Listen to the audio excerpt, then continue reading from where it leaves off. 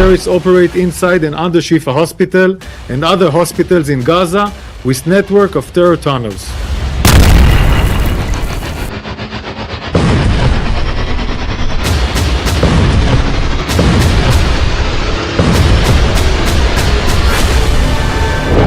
Israel will fight.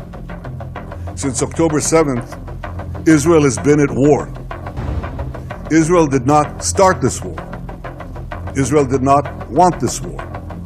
But Israel will win this war. Israel will win this war.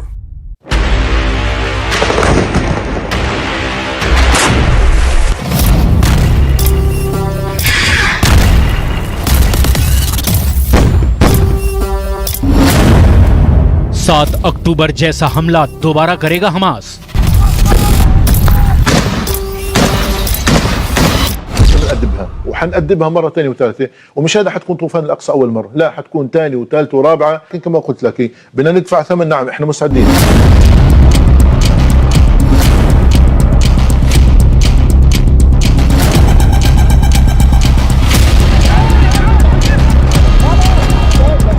एक तरफ Israel है जो Hamas को मिटाने तक रुकने वाला नहीं है,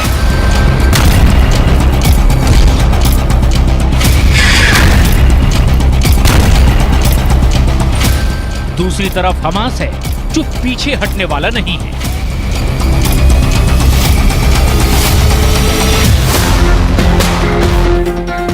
इजराइल और हमास दोनों ने एक दूसरे को तबाह करने का इरादा बनाया हुआ है।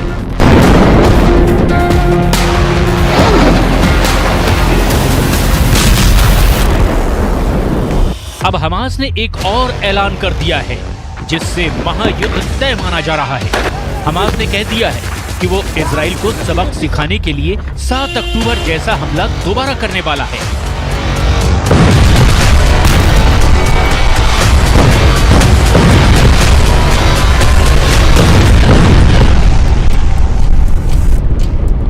हमास के मुखिया गाजी हमद ने पिछले दिनों ईरान के एक टीवी चैनल पर बड़ा बयान दिया है। गाजी हमद ने ईरानी टीवी पर कहा है कि जब तक इजराइल का सफाया नहीं हो जाता तब तक संगठन रुकेगा नहीं। أمنية وعسكرية وسياسية للأمة العربية والإسلامية يجب أن تنتهي.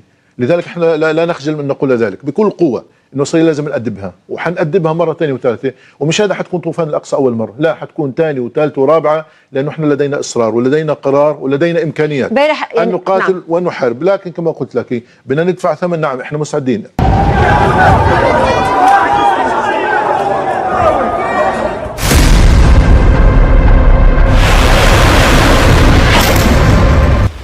हमास की इस धमकी का मतलब ये है कि आने वाले दिनों में इजराइल पर बड़े हमले होने वाले हैं, इसलिए इजराइल को तैयार रहना होगा।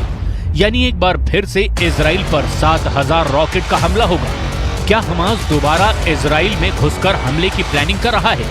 साथ ही हमास के नेता ने यह भी कहा कि उनका मकसद आम लोगों पर हमला करना नहीं था, लेकिन उनके पास कोई और रास्ता नहीं बचा था। وجود إسرائيل هو اللي بخلق كل هذه الآلام والعذابات والدموع والدماء، هي إسرائيل مش إحنا ضحية الاحتلال، نقطة وآخر السطر. لذلك ما حدا يلومنا، إحنا شو اللي بنعمله في 7 أكتوبر، في 10 أكتوبر، في مليون أكتوبر، إحنا اللي بنعمله مبرر. It is justified.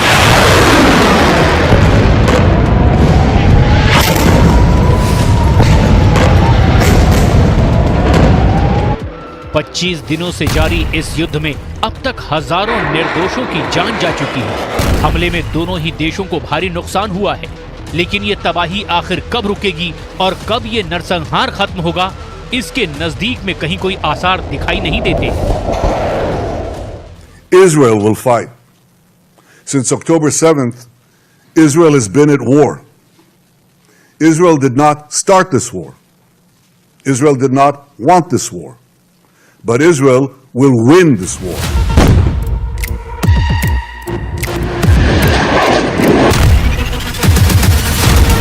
हमास ने ये धमकी क्यों दी, ये भी समझ लीजिए। दरअसल इजरायली फोर्स का हमास पर चारों तरफ से हमला हो रहा है। इजराइल की सेना हर दिन हमास के बड़े कमांडरों को मारने का दावा कर रही है। हालांकि हमास के खिलाफ जमीनी जंग में इजराइल के अब तक 17 जवानों की मौत हो चुकी है। जमीनी जंग के साथ आसमान से भी इजराइल गाजा पर अटैक कर रहा है। हमास ने इजराइल के खिलाफ अपने ऑपरेशन को अलक्सा फ्लड नाम दिया है। इसके जवाब में इजराइल की सेना ने हमास के खिलाफ सोर्ड्स ऑफ आयरन ऑपरेशन शुरू किया है।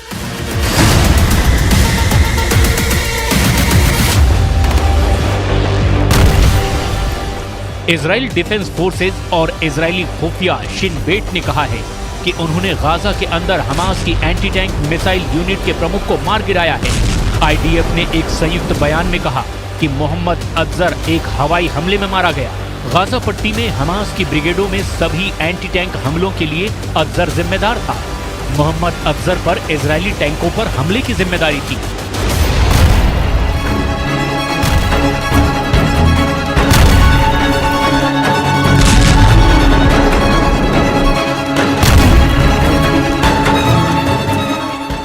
इजराइल ने अब तक 27 से ज्यादा बड़े कमांडर मार गिराए हैं। इसीलिए हमास का मनोबल बनाए रखने के लिए हमास के गाजी ने ये धमकी दी है।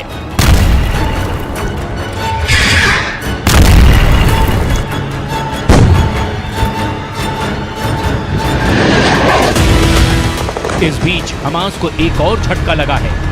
इजराइल की सेना ने हमास के एक एंटी टैंक स्क्वाड को तबाह कर दिया है। आईडीएफ के मुताबिक एंटी टैंक स्क्वाड गाजा में ग्राउंड ऑपरेशन को अंजाम दे रही इजराइल की सेना पर गोलाबारी करने वाला था, लेकिन उससे पहले ही इसका पता इजराइल को चल गया और उसकी वायुसेना ने हमास की साजिश को नाकाम करते हुए एंटी टैंक स्क्वाड को नेस्तनाबूद कर दिया।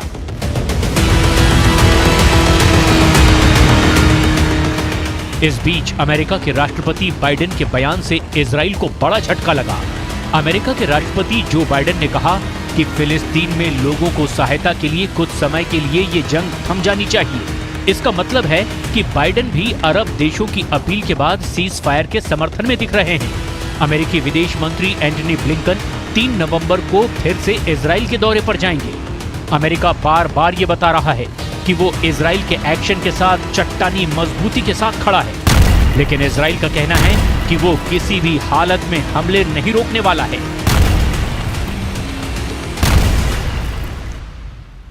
Israel will not agree to a cessation of hostilities with Hamas after the horrific attacks of October 7th. Calls for a ceasefire are calls for Israel to surrender to Hamas, to surrender to terrorism, to surrender to barbarism. That will not happen. Ladies and gentlemen, the Bible says that there is a time for peace and a time for war. This is a time for war.